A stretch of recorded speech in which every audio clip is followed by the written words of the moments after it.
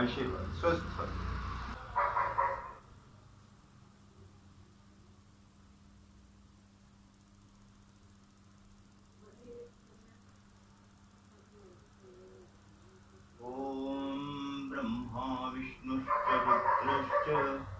लोकपालदिगेश्वर रक्षन्तु सर्वं मम परिवारे ललाटे तिलकी कृते। ॐ ब्रह्मा विष्णुश्च रुद्रश्च लोकपालदिगेश्वर रक्षन्तु सर्वरूपरामश्च परिवारे ललाटे तिलकी कृते। ओम गजानंद महाराज की जय। सियावर रामचंद्र की जय। उमापति महादेव की जय। वृंदावन कृष्ण चंद्र की जय। वीर बजरंग बली की जय। गौ माता की जय। गंगा माता की जय। भारत राष्ट्र की जय। सरस्वती माता की जय। अपने अपने माता पिता और गुरुजनों की जय।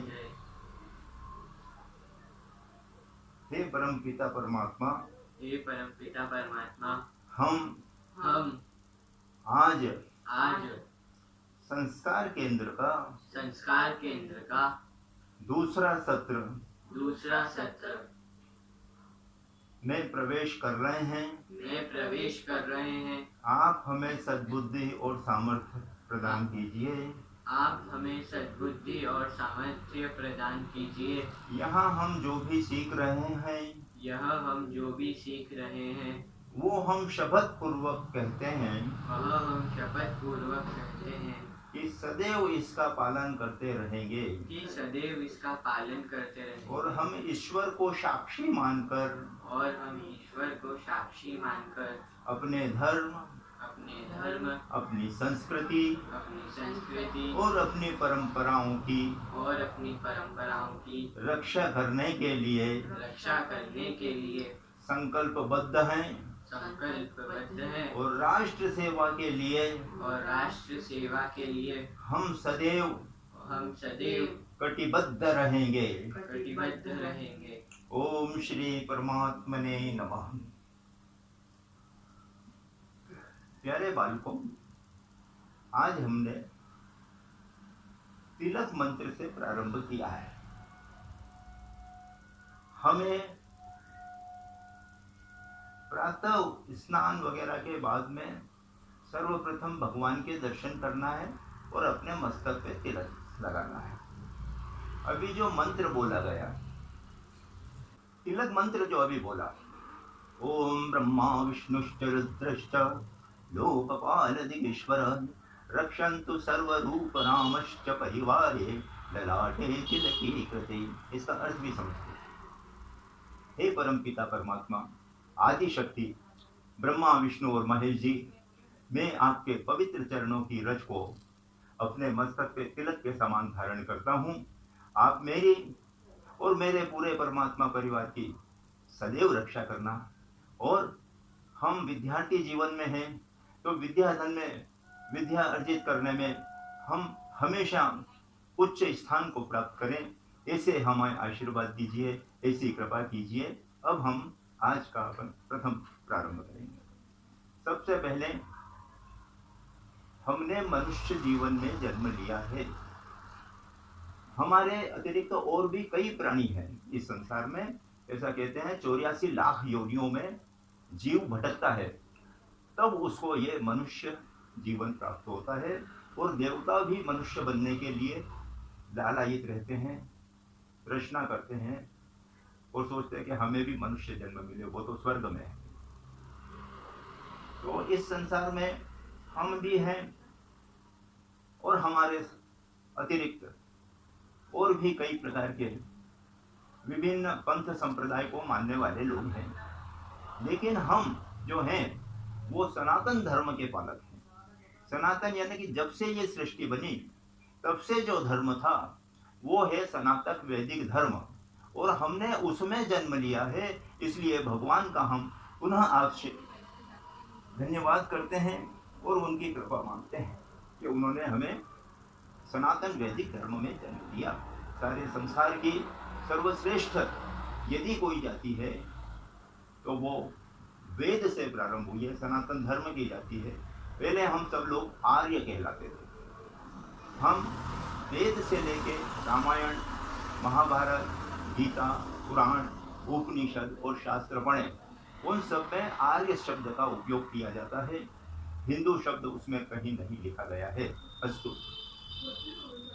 तो हमें इसके लिए हमारा कुछ कर्तव्य हो जाता है कि भगवान ने हम पे इतना उपकार दिया। यदि आपको अन्य पंथ या संप्रदाय में जन्म लेना होता, उसमें भी जन्म लिए हुए हैं लोग, हमारे जैसे अन्य संप्रदाय में भी है, मुस्लिम पंथ में भी है, सिख पंथ में भी है, बौद्ध पंथ में भी है और जैन संप्रदाय में भी। ये सब धर्म नहीं है, ये पंथ और संप्रदाय है। धर्म तो एक ही है, सनातन वैदिक धर्म, जिसमें हमें भगवान ने जन्म दिया। हे प्रभु तेरी परम कृपा है। अब यदि हम हिंदू हैं, तथाकथित, हमारा नाम कालांतर में हिंदू हो गया, उस विषय पे हम बाद में चर्चा करेंगे कि हम आर्य से हिंदू कैसे हुए। तो वास्तव में हम क्या है? आर्य। हमें अपने नाम के साथ हमेशा आर्य लगाना चाहिए। आर्य यानी कि सर्वश्रेष्ठ, आर्य यानी कि अग्रज, आर्य यानी कि बलवान। तो हमारे प्रभु मर्यादा पुरुषोत्तम श्री रामचंद्र जी हो या श्री कृष्णचंद्र जी हो, उनको उनके नाम के साथ में यदि उद्बोधन किया जाता तो उन्हें दो प्रकार से, जो माताएं होती वे कहती हे आर्यपुत्र, और जो उनके सखा होते वो कहते हे आर्यवीर। आर्य शब्द से हमारे देश धर्म में जो जातिवाद फैला हुआ है वो समाप्त हो जाता। अब हमारे सामने मान लो कि एक हमारे ही हिंदू समाज का है, जो भारत माता की जय बोलता है, जो गंगा माता की जय बोलता है, जो गीता दुर्गा जी की आरती भी करता है और बजरंगबली की जय लेता है और प्रसाद लेता है श्री रामचंद्र जी का, तो वो हमारा भाई है। चाहे वो सड़क साफ करने वाला हो, चाहे वो मोची का काम करने वाला हो, लेकिन यदि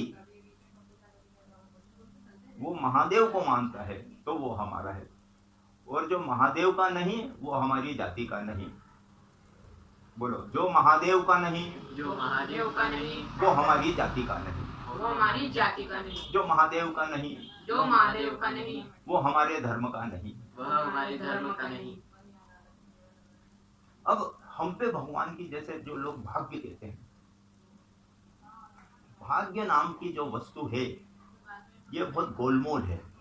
जैसे धरती गोल है, घूमते रहो पता नहीं लगेगा, इसी प्रकार से ये भाग्य है। भाग्य क्या है? अब मैं आपको ये संक्षिप्त में वर्णन करूंगा। ईश्वर ने हमें मनुष्य बनाया और मनुष्य में भी हमें सर्वश्रेष्ठ सनातन वैदिक धर्म में जन्म दिया उन्होंने, और फिर इसके बाद में हमें सर्वांग सुंदर बनाया। आपको बहुत सुंदर बनाया, ये भी बहुत सुंदर लगते हैं, आप भी बहुत प्यारे हैं। ऐसा लगता है कि मेरे सामने श्री राम कृष्ण बैठे, इतने सुंदर हो। तो ये सुंदर रूप भगवान ने हमें दिया है, ये हमारा भाग्य। मनुष्य में दो जातियां हैं सिर्फ, वो कौन कौन सी है? स्त्री और पुरुष, ये दो जातियां। इसके अलावा भगवान की तरफ से कोई जातियां नहीं है। ये तो कालांतर में जातियां पैदा हो गई है, वो अपने धर्म के कर्म के अनुसार होती थी प्रारंभ में, और फिर बाद में जन्म के अनुसार होती थी। तो ईश्वर का हम परम धन्यवाद देते हैं। अब हम इस दुनिया में अपनी इच्छा से पैदा नहीं हुए, और न हमारे पिताजी के पिताजी के पिताजी के पिताजी, चले जाओ अनंत तक, वो भी हमारी अपनी स्वयं की इच्छा से पैदा नहीं हुए। और इस समय वर्तमान में हमारे जो साथ में दूसरे जीवधारी हैं, मछलियां हैं, खरगोश है, हिरन है, कौवे हैं, चील है, लोमड़ी है, सियार है, भेड़िए हैं, और छिपकली है, और चमगादड़ है, ये भी अपनी इच्छा से पैदा नहीं हुए हैं। तो फिर हम इस संसार में किसकी इच्छा से हैं? जिस परम पिता परमात्मा ने पर ब्रह्म परमात्मा ने इस सारी सृष्टि की रचना की है, हम उसकी इच्छा से हैं। तो ये हमारा भाग्य है कि हमने मनुष्य जाति में जन्म लिया और फिर उसमें हमें पुरुष वर्ग में रखा, हमें नारी नहीं बनाया। जैसे आपकी बहन है, आपकी माता जी है ना, वो भी भगवान की इच्छा से आपको लेकिन पुरुष बनाया है। तो हमें अपना पुरुषोचित कार्य जो है वो करना चाहिए, हमें अपना पुरुषत्व हमेशा रखना चाहिए। और भाग्य ये है, ये ईश्वर की बड़ी कृपा है हम पे कि हमें सब कुछ उन्होंने दे दिया। दूसरे जीव जितने हैं वो भी ईश्वर की संतान है और हम भी ईश्वर की संतान हैं। दूसरे प्राणियों को इतनी विशेषता नहीं दी है जितनी मनुष्य को दी है। उनको भाषा बोलने की नहीं दी, उनको चलने के लिए शरीर जो दिया वो हमारे जैसा नहीं दिया। कल हमने चर्चा की थी 2 पाए और चौपाए, वो भेद आप अच्छे से जानते हो। और मैं इस बात से भी प्रसन्न हूँ कि आपने कल की बात का प्रारंभ किया है, लेकिन मैं पुनः आग्रह करूंगा कि जब भी हम बैठें तो सुखासन में बैठें और हमारी रीढ़ की हड्डी सीधी होना चाहिए, सीना तना हुआ सहज रूप से, तनाव उनाव नहीं होना चाहिए। और ऐसे हम बैठे हमेशा, उठना बैठना, ये हमारी बॉडी का, हमारे चरित्र का निर्माण करता है। अब उदाहरण के लिए मैं स्वयं आपके सामने बैठा हूं और जिस रूप में भी आप देख रहे हो मैं ऐसा बैठा हूं, तो आप बारी बारी से कहिए कि मैं जो भी हो, अच्छे बुरे मत बोलना, आप आंतरिक भाव से बोलो, सहज भाव से बोलो कि मैं आपको जैसे ये बैठा हूं तो कैसा दिख रहा हूं।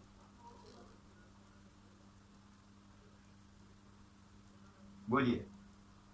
आपकी रीढ़ की हड्डी एकदम सीधी है। थोड़े जोर से स्पष्ट बोलो। आपकी रीढ़ की हड्डी एकदम सीधी है, उससे आपका कॉन्फिडेंस एकदम उभर के दिख रहा है अच्छे से। और आप ध्यान की मुद्रा में बैठे। ठीक है, अब आप बोलो। जो जैसा लग रहा है आप ध्यान की मुद्रा में। ठीक। और ऐसा लगता है कि कोई पुरुष बैठा है, एक स्वस्थ पुरुष बैठा है। और निधीश ने बहुत अच्छी बात कही, उसने ये बताया कि एक आत्मविश्वास से भरा हुआ व्यक्ति बैठा है। यह बहुत बड़ी बात है, यह हमारी बैठा। अब मेरी दूसरी पोजीशन देखो, हमारे शरीर की जो बॉडी लैंग्वेज कहलाती है, इसको अंग्रेजों ने बॉडी लैंग्वेज का नाम दिया। अब वो दूसरी मुद्रा मेरी देखिए।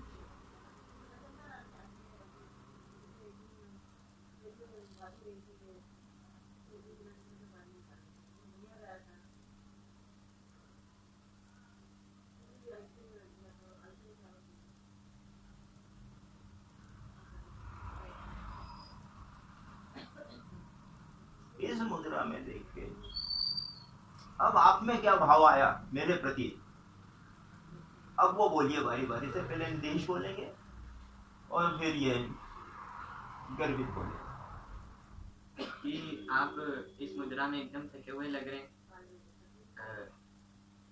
आपका कॉन्फिडेंस भी ज़्यादा नहीं है, और आपकी रीढ़ की हड्डी जो है वो जानवर जैसी है, सीधी है। बस। बहुत अच्छे। गर्वित, अब आप बताइए। आप मतलब ध्यान से नहीं देखते, इधर उधर देखते। कुछ कुछ ठीक बताया आपने। मैं पुनः अपने स्वाभाविक रूप में आता हूँ। ये मेरा स्वाभाविक रूप है। मैं हमेशा भी जब भी बैठता हूँ ना, तो मैं घंटों ऐसे बैठा रहता हूँ और किसी से भी बात करता हूँ।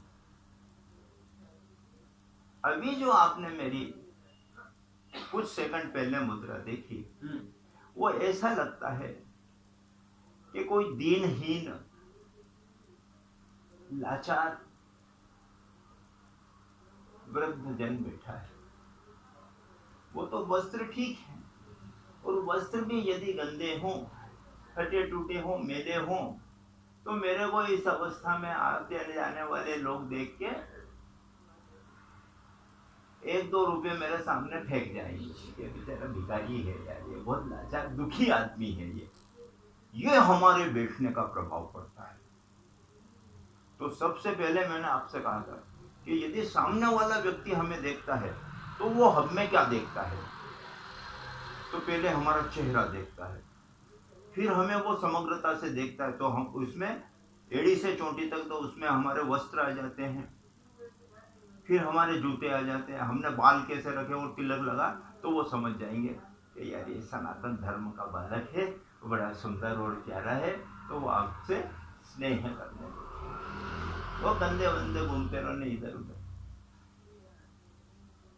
तो वो आदर और संस्कार नहीं मिलेगा जो हमें तिलक लगाने से, साफ सुथरे कपड़े पहनने से। हमारी माँ मतलब आपकी दादी जी, दादी की दादी,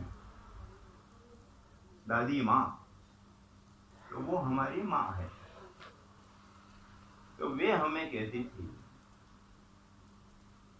कि बेटा कैलाश, मेरी एक बात हमेशा ध्यान में रखना, हमेशा कपड़े चाहे बहुत ज्यादा नहीं हो, लेकिन 1 2 3 ड्रेस जितनी भी हो, उनको साफ सुथरी पहनना, धुले हुए कपड़े पहनना, क्योंकि लोगों को सबसे पहले हमारे वस्त्र दिखते हैं, जिससे हमारी वो पहचान करता है। चाहे पेट में हमने सूखी रोटी चटनी के साथ खाई हो, वो तो पेट में गई, वो किसी को नहीं दिखती है। दिखती क्या है? वस्त्र। ये वेशभूषा, वस्त्र दिखता है, और वस्त्र से ही मनुष्य का आदर होता है।